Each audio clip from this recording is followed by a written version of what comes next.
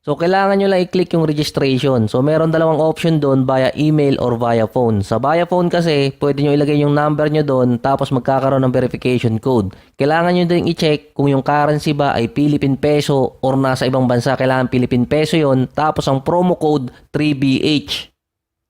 Kapag via email, kailangan nyo pa rin i-check kung Philippine country, tapos yung phone number sa country din ng PH, pati yung city. Susundan nyo lang yung mga kailangang sagutan doon kasi kailangan yon sa verification, lalo na para mapadali yung pag-withdraw.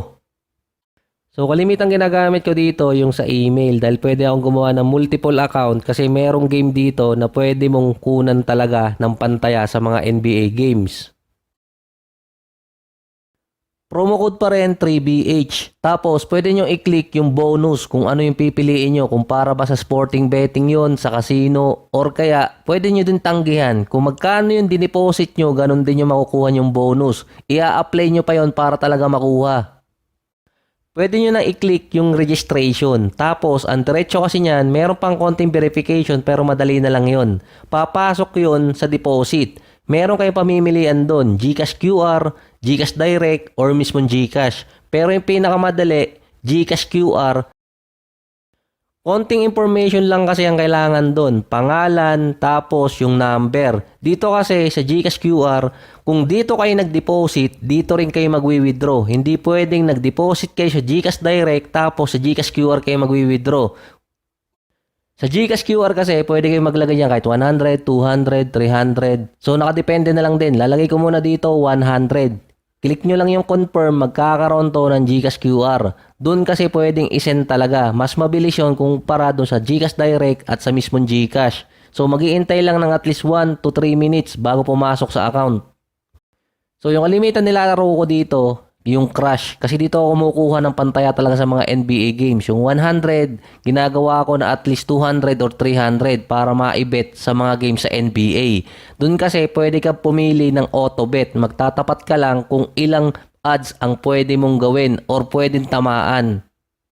So, meron kasing timing dyan. Alas 7 ng umaga hanggang alas 9. Tapos yung isa, 11 a.m. hanggang 12 p.m. Yung isa pa naman sa gabi. Kalimitan, mga alas 9 yun hanggang alas 11. So, ganun lang kalimitan ng ginagawa ko. Yung 100, gagawin ko lang na at least nasa 200 to 300 sa Crush. Yun kasi yung pinakamadaling games na pwede mong makalkula kung saan ka mananalo. Kasi nga, merong auto bet doon na automatic niyang pipiliin kung anong odds ang nilagay mo. Pwede mo kasi i-click yung place bet tapos i-cancel mo agad. So, para naman sa mga NBA games, kahit ano yun kahit PBA, MPBL, kahit basta basketball, andun din yun. Babalik lang ako ng homepage, tapos click ko lang yung sports, pipiliin ko lang yung basketball. Or kaya kahit anong sports doon, pwede.